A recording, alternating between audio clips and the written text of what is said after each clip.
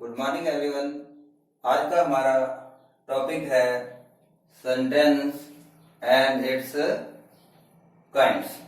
Kinds का मतलब होता है टाइप्स यानी प्रकार।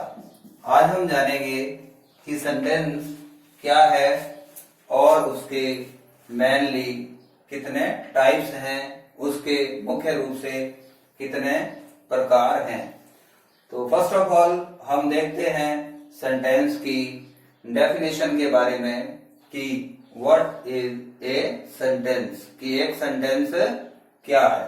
सेंटेंस की definition, a sentence is a group of words that makes complete sense. यानी सेंटेंस क्या है? ए ग्रुप ऑफ वर्ड्स, ये शब्दों का एक समूह है। दैट मेक्स कंप्लीट सेंस, जो कि क्या करता है? एक कंप्लीट यानी एक पूर्ण मीनिंग या एक पूर्ण अर्थ हमें देता है या बताता है। तो दो प्रकार की चीजें सेंटेंस की डेफिनेशन के अंदर हमने देखी। फर्स्ट तो ये है ए ग्रुप ऑफ वर्ड्स, की सेंटेंस क्या होना चाहिए? एक ग्रुप ऑफ वर्ड्स होना चाहिए, यानी कई सारे शब्दों का क्या होना चाहिए? समूह होना चाहिए। और दूसरी बात हमने इसके अंदर क्या देखी? दैट मेक्स कंप्लीट सेंस, कि वो शब्दों का समूह तो है, उसके साथ साथ वो क्या होना चाहिए? मीनिंगफुल भी होना चाहिए, यानी वो कुछ ना कुछ अर्थ देने वाला होना चाहिए।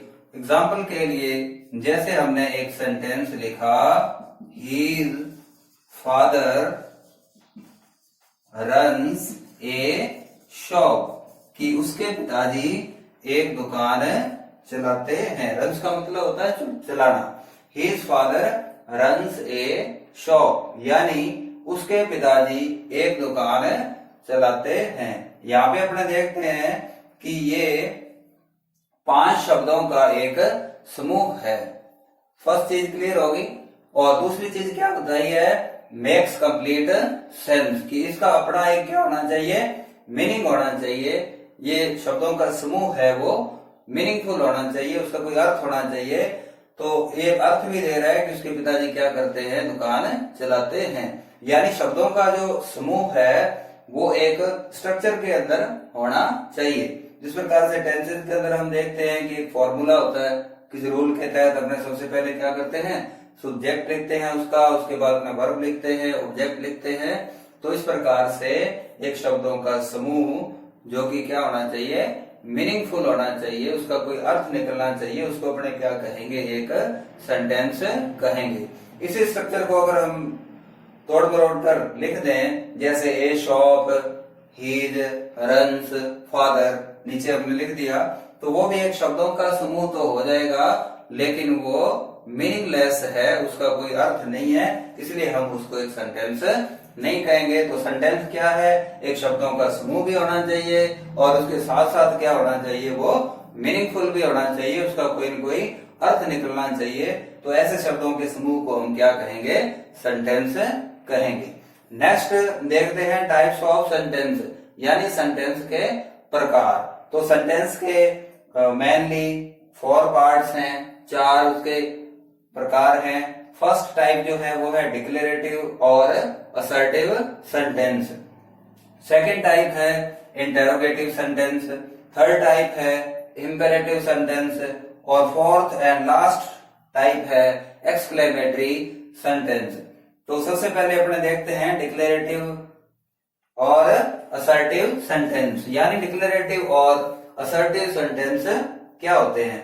ए डिक्लेरेटिव और assertive sentence express a statement और एन असर्शन, यानी इस प्रकार के सेंटेंसेज जो कि किसी स्टेटमेंट को या किसी असर्शन के बारे में हमें बताते हैं। स्टेटमेंट का मतलब क्या होता है? कथन। उसी असर्शन जो है उसका मतलब होता है दावा या घोषणा। यानी इस प्रकार के सेंटेंसेज जिससे हमें किसी कथन के बारे में, स्टेटमेंट के बारे में पता चलता है, या किसी असर्शन के बारे में यानी दावे या घोषणा के बारे में पता चलता है, तो इस प्रकार के सेंटेंसेस को हम क्या कहते हैं? डिक्लेरेटिव या assertive sentence. A sentence that express a statement और an assertion is called a declarative और एन असर्टिव सेंटेंस। एग्जाम्पल के लिए हम देखते हैं, दो सेंटेंसेस लिख के,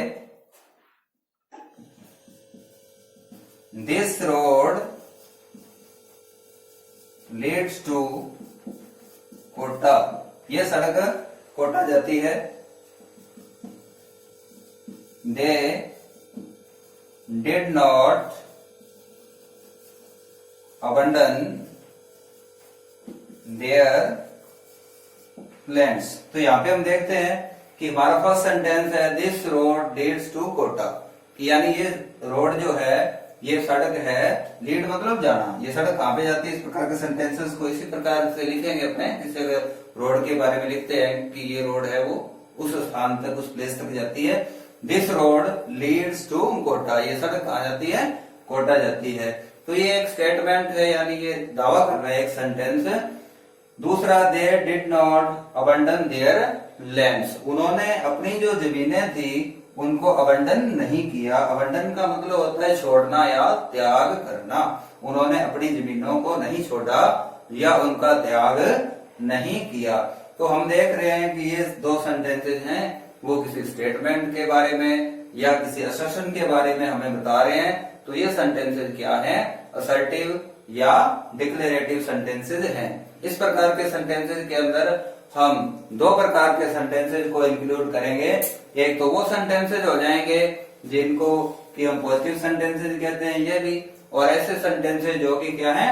नेगेटिव सेंटेंसेस हैं, नॉट वाले सेंटेंसेस, उनको भी हम इंक्लूड करेंगे। तो दो प्रकार के सेंटेंसेस असर्टिव या डिक्लेरेटिव सेंटेंसेस के अंदर आ जाएंगे, पॉजिटिव सेंटेंसेस भी और नेगेटिव सेंटेंसेस भी। हमारा दूसरा टाइप है interrogative sentence. N interrogative sentence asks questions, यानी इस प्रकार के सेंटेंसेस जो कि क्या करते हैं? प्रश्न पूछते हैं। N interrogative sentence asks questions, ऐसे सेंटेंसेस जो कि प्रश्न पूछते हैं, ऐसे सेंटेंसेस को हम क्या कहते हैं? इंटेरोगेटिव सेंटेंसेस कहते हैं। इंटेरोगेटिव सेंटेंसेस के अंदर भी हम दो प्रकार के जो सेंटेंसेस हैं उनको इंक्लूड करेंगे।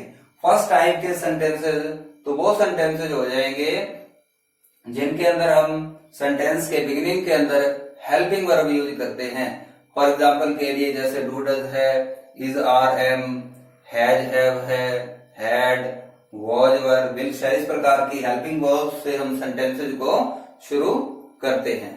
दूसरे प्रकार जिनका आंसर क्या होता है? हेल्पिंग वर्ब से शुरू होते हैं सेंटेंसेस, उनका आंसर हमेशा किसमें होता है? यस या नो में उनका आंसर हम देते हैं। दूसरे प्रकार के इंटेरोगेटिव सेंटेंसेस वो हो जाएंगे जो कि WH शब्दों से शुरू होते हैं, जैसे व्हाट, व्हेन, वेयर, इस प्रकार के सेंटेंसेस। तो एग्जाम्पल के लिए हम इस प्रकार के जो सेंटेंसेस हैं इंटेरोगेटिव सेंटेंसेस, उनको देखते हैं।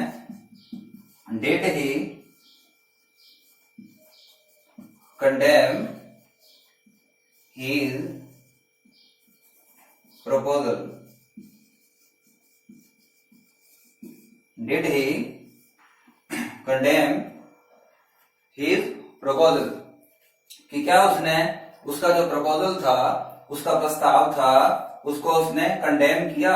CONDEMN, कंडेम का मतलब होता है निंदा करना या आलोचना करना। क्या उसके प्रस्ताव की उसने आलोचना की? तो इस प्रकार का सेंटेंस है जो ये क्या होते हैं? Interrogative sentence. इनके अंत में भी अपने देखते हैं इंटेरोगेटिव साइन भी लगा होता है। सेकंड टाइप के देखते हैं।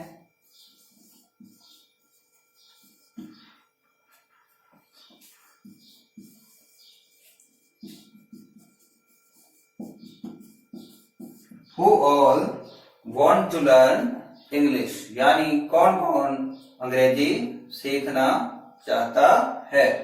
तो इस प्रकार के सेंटेंसेस जो कि हेल्पिंग वर्ब से शुरू होते हैं, और दूसरे वो सेंटेंसेस जो कि WH शब्दों से शुरू होते हैं।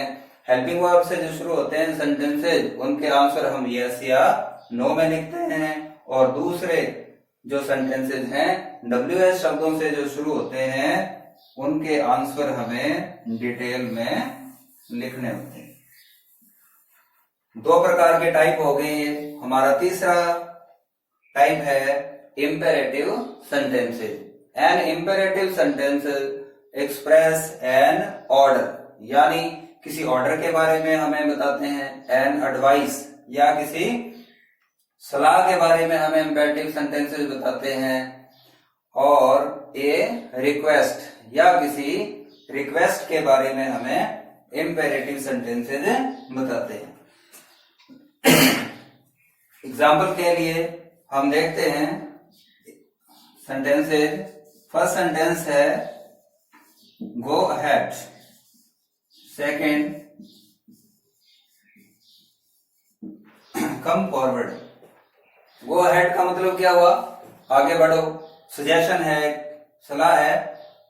कम फॉरवर्ड, आगे आओ, ये क्या है? एक ऑर्डर है। तो इस प्रकार के सेंटेंस है जो किसी आदेश को, किसी सलाह को या किसी रिक्वेस्ट के बारे में हमें बताते हैं। तो इस प्रकार के सेंटेंसेस को हम क्या कहते हैं? Imperative sentences.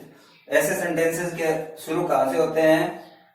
या तो उनके बिगिनिंग के अंदर मैन वर्ब की फर्स्ट फॉर्म होती है, या लेट से शुरू होते हैं वो, या डोंट या नेवर से शुरू होते हैं। हमें यहाँ पे देखना होगा किस प्रकार के सेंटेंसेस के अंदर शुरुआत में ही क्या आ जाता है? मैन वर्ब की फर्स्ट फॉर्म आ जाती है। सेंटेंस के अंदर हमें देखना होगा कि दो प्रकार की जो चीजें हैं वो आवश्यक होती हैं। एक तो सब्जेक्ट और एक प्रेडिकेट। यानी किसी भी सेंटेंस में हमें उसको लिखने के लिए सबसे पहले हमारे पास क्या चाहिए? एक सब्जेक्ट चाहिए, यानी कोई पर्सन चाहिए या कोई वस्तु चाहिए, थिंग चाहिए, जिसके बारे में हम कुछ कहना चाहते हैं। वो क्या होगा? हमारा सब्जेक्ट होगा। यह सब्जेक्ट जो है किससे बनते हैं? या तो नाउन से या प्रोनाउन से। पर्सन का नेम, प्लेस का, थिंग का, किसी एनिमल का नेम है, इमोशन फीलिंग का नेम हो सकता है। और प्रोनाउन कौन से? जो नाउन के स्थान पे काम आते हैं वो शब्द क्या है? प्रोनाउंस है। तो ऐसे सेंटेंसेस के अंदर मैन वर्ब की फर्स्ट फॉर्म आती है, उनके अंदर सब्जेक्ट नहीं दिया होता। सब्जेक्ट ऐसे सेंटेंसेस के अंदर अंडरस्टूड होता है, अपने ध्यान रखना है। ऐसे सेंटेंसेस का जो सब्जेक्ट है वो होता है यू। गो हेड का मतलब है you go head. Come forward का मतलब है यू कम फॉरवर्ड, आप आगे बढ़िए, आप आगे आइए। हमारा फोर्थ और लास्ट टाइप है exclamatory sentence. An exclamatory sentence express strong feeling, यानी ऐसे सेंटेंसेज जो कि स्ट्रॉन्ग फीलिंग को अभिव्यक्त करते हैं। ऐसे सेंटेंसेस को हम क्या कहते हैं? Exclamatory sentence. ऐसे सेंटेंसेस में साइन ऑफ एक्सक्लेमेशन लगा होता है, या तो एक वर्ड है उसके बाद में दिया हो साइन ऑफ एक्सक्लेमेशन, या पूरा सेंटेंस है उसके बाद में साइन ऑफ एक्सक्लेमेशन दिया हुआ। एग्जाम्पल के लिए देखते हैं,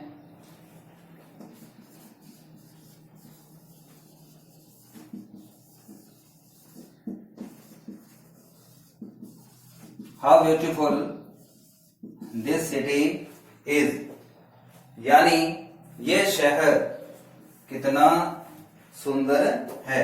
उसने विस्मय को यानी एक्सक्लेमेशन को बताया है कि ये शहर कितना सुंदर है। How beautiful this city is, what a brilliant idea, यानी कितना शानदार विचार है। तो इस प्रकार के सेंटेंसेस के अंदर ये साइन ऑफ एक्सक्लेमेशन लगा होता है और ये स्ट्रॉन्ग फीलिंग को एक्सप्रेस करते हैं। तो ये थी आज की हमारी क्लास, जिसके बारे में हमने जाना सेंटेंस के बारे में और उनके चार जो मेनली जो पार्ट्स हैं उसके यानी टाइप्स हैं उनके बारे में। Thank you for listening.